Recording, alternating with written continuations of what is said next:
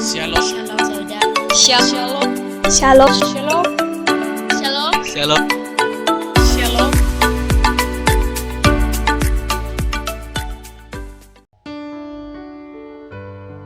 Shalom, bagaimana kabar saudara-saudari hari ini? Semoga sehat selalu dan diberkati oleh Tuhan. Saudara-saudari, sebelum kita membaca dan merenungkan firman Tuhan, mari kita meminta pertolongan Roh Kudus. Mari kita berdoa. Tuhan Yesus yang baik, terima kasih untuk hari ini. Terima kasih untuk kesempatan di mana kami dapat belajar firman Tuhan. Saat kami belajar firman Tuhan, berikanlah kami hikmat dan pengetahuan yang baru. Berfirmanlah ya Tuhan, karena kami siap untuk mendengarkannya. Dalam nama Tuhan Yesus kami berdoa. Amin. Firman Tuhan yang datang pada saat ini terambil dari Kisah Para Rasul 11 ayat 18 sampai 26. Sekali lagi, Kisah Para Rasul 11 ayat 18 sampai 26. Firman Tuhan berbunyi demikian. Ketika mereka mendengar hal itu, mereka menjadi tenang, lalu memuliakan Allah. Katanya, jadi kepada bangsa-bangsa lain juga Allah mengaruniakan pertobatan yang memimpin kepada hidup. Barnabas dan Saul ke Antiokhia. Sementara itu banyak saudara-saudara telah tersebar karena penganiayaan yang timbul sesudah Stefanus dihukum mati. Mereka tersebar sampai ke Fenisia, Siprus, dan Antiokhia. Namun mereka memberitakan Injil kepada orang Yahudi saja.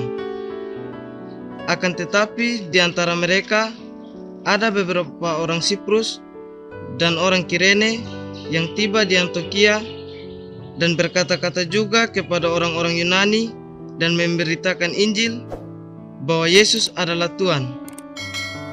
Dan tangan Tuhan menyertai mereka, dan sejumlah besar orang menjadi percaya dan berbalik kepada Tuhan. Maka sampailah kabar tentang mereka itu kepada jemaat di Yerusalem.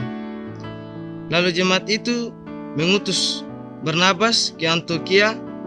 Setelah Barnabas datang dan melihat kasih karunia Allah, bersukacitalah ia. Ia menasihati mereka supaya mereka semua tetap setia kepada Tuhan. Karena Barnabas adalah orang baik, penuh dengan Roh Kudus dan iman. Sejumlah orang dibawa kepada Tuhan. Lalu pergilah Barnabas ke Tarsus untuk mencari Saulus. Dan setelah bertemu dengan dia, ia membawanya ke Antiokhia. Mereka tinggal bersama-sama dengan jemaat itu 1 tahun lamanya, sambil mengajar banyak orang.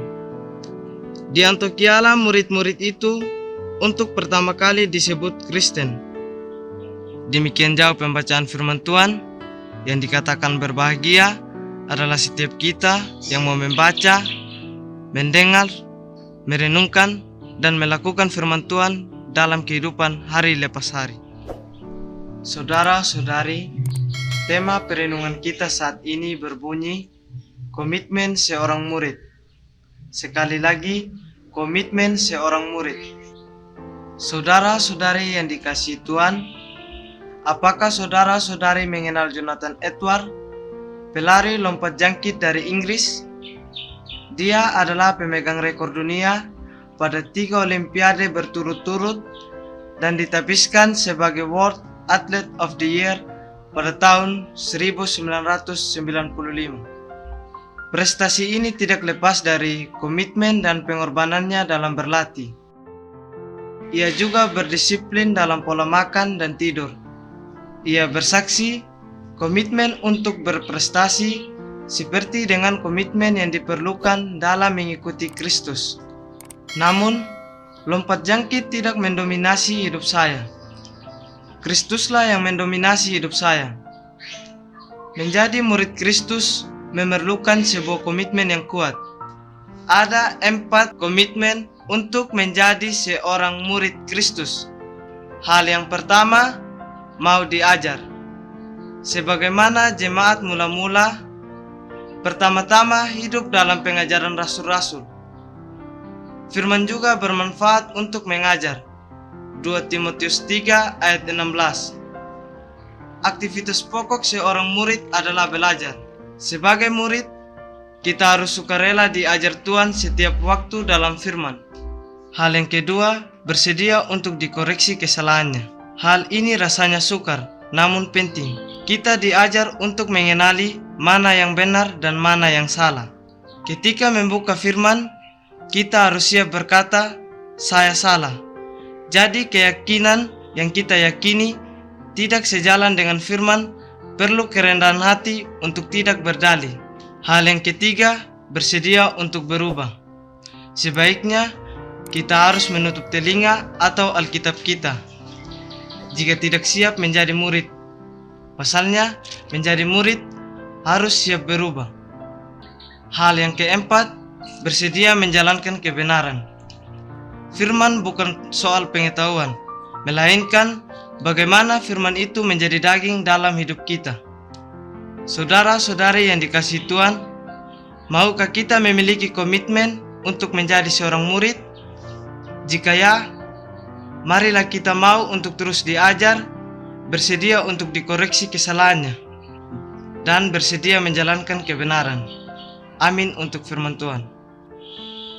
Mari kita berdoa.